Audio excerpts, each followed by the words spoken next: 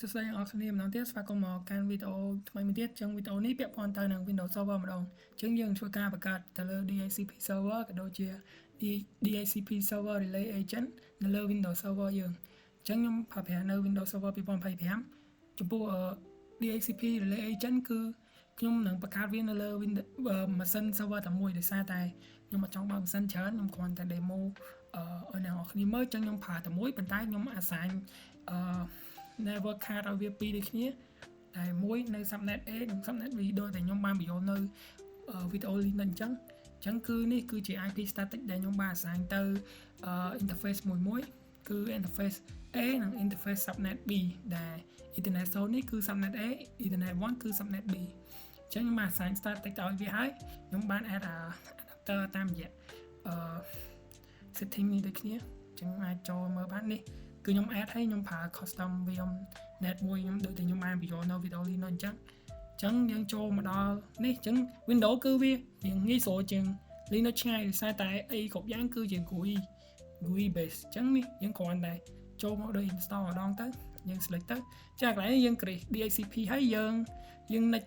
next ហើយយើង install វាទៅចាំដល់វាពេញទៅយើងបាន DHCP server មួយបាត់ហើយបន្ទាប់មកយើងចូលទៅកន្លែង tool នេះហើយយើងចុច DHCP មកអញ្ចឹងនេះវាមានផ្ទាំង DHCP មួយអញ្ចឹងយើង expand អានេះមកយើងឃើញ IPv4 IPv6 អញ្ចឹងយើងធ្វើការមួយ IPv4 យើង right click ទៅយើងឃើញ new scope នេះអញ្ចឹងយើងបង្កើត scope ថ្មីយើង next មកដាក់ឈ្មោះអីគេយើងដាក់ឈ្មោះ scope of subnet A អញ្ចឹងណា description មិនដែរហើយចំពោះ rank គឺដូចទៅ Linux ដូចគ្នាគឺខ្ញុំដាក់ពី50ទៅដល់ 192.168.150 អញ្ចឹងចំពោះ subnet mask គឺវាអូតូបង្កើតឲ្យទៀតបងវាដឹងវា detect ដឹងចំពោះ execution delay នេះយើង next ទៅយើងបាច់ទាន់កាត់ពីវាទេហើយ list duration គឺយើងប្រើ default របស់ Microsoft ឲ្យហ្នឹងមកយើង yes I'm going to config this ចានេះ router default gateway យើងដាក់ IP របស់ router យើងតែនេះញាប់មាន router ខ្ញុំចេះដាក់ទៅតែពីច្រើន router IP ប៉ុណ្ណឹងចំពោះ domain name DNS server បើសិនយើងអត់ចង់ធ្វើការមួយវាអានេះយើងបើធ្វើការមួយវាយើងត្រូវដាក់ parent domain ឬក៏ server name ជាលក្ខណៈ domain name ឬក៏ IP address ចឹងទៅតែនេះខ្ញុំប្រើរបស់ Google ទៅខ្ញុំមិនបាច់ specify ទេអានេះក៏ដូចគ្នាយើងអាច skip ទៅសិនបានបន្តទៀតយើង activate ទៅហើយ finish ទៅយើងបាន scoop មួយហើយស្រាប់អញ្ចឹងធ្វើការបង្កើត scoop មួយទៀតហើយដែលជា scoop សម្រាប់ subnet B ដែលស្ថិតនៅក្នុង client subnet តែ subnet ដែល client យើងស្ថិតនៅអញ្ចឹងដាក់ scoop of subnet B description leave វាអញ្ចឹងហើយអញ្ចឹង rank របស់វាគឺ2វិញអញ្ចឹងដាក់60ដាក់ 59 អីទៅកុំឲ្យដូចគ្នាដល់150អញ្ចឹងអានេះគឺដូចគ្នា next ទៅនេះ next នេះយើងដាក់ IP របស់ router យើង add វាទៅហើយ next ទៅទៀតទៅ skip ទៅនេះយើងបន្តធ្វើការអញ្ចឹងយើងបាន subnet ចំនួន2ហើយអញ្ចឹងបើសិនយើង configure ឲ្យ client របស់យើងប្រើប្រាស់នៅ VMnet មួយគឺ client នឹងទទួលបាននៅ IPv4 ដែលមាន rank ប៉ុណ្នេះ 192.8.1.50 ទៅអញ្ចឹងអាហ្នឹងគឺ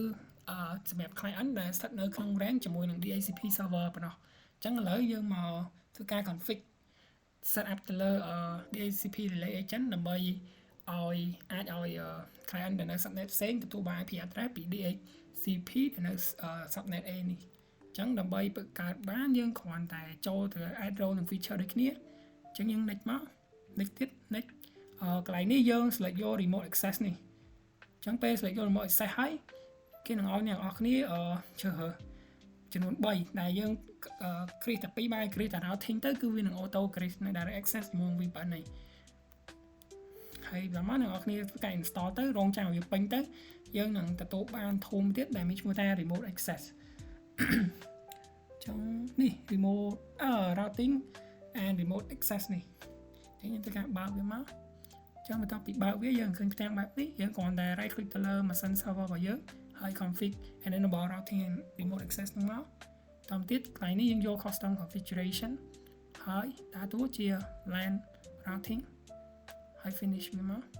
អញ្ចឹងវានឹងធ្វើការ enable នៅ routing និង remote access ហ្នឹងហើយអញ្ចឹងយើងរងចាំផ្លែទៅនេះយើងធ្វើការ start service មក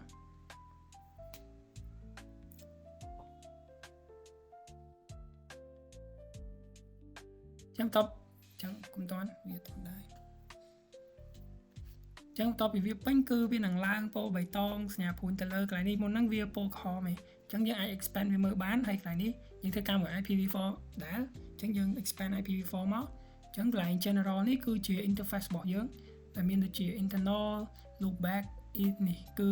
យើងបាន assign ពី network card ចូលទៅចឹងយើងមាន internet 0 និង internet 1ចឹងយើង right click ទៅលើ general យើង click new routing protocol ចឹង routing protocol យើងប្រើ DHCP relay agent ហ្នឹងតើមកយើងនឹងបង្កើតបាននៅ protocol មួយទៀតបន្តមកទៀតយើង right click ទៅលើហ្នឹងទៅហើយ new interface អញ្ចឹងយើងចង់ឲ្យ interface មួយនេះដើរតួជា DHCP relay agent ដែលវាមាន IP address នៅ rank subnet B អញ្ចឹងយើង click មក OK មកហើយបាត់អញ្ចឹងនេះគឺវា enable ហើយអញ្ចឹងឥឡូវយើងធ្វើការ test ដោយយក client របស់យើងធ្វើការ renew IP ដើម្បីចង់ដឹងថាតើយើងបាន IP address អត់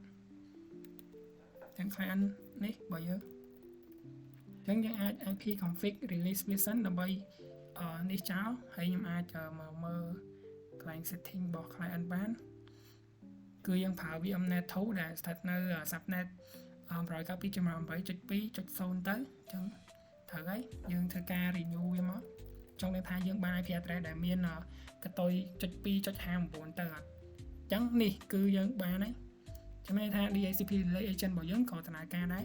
ដែលយើងឲ្យម៉ាស៊ីន server យើងតែមួយដើរតួជា DHCP server ផងដើរតួជា DHCP relay agent ផងអ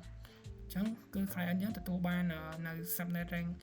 subnet B គឺចាប់ពី .2.59 ទៅអញ្ចឹងវីដេអូ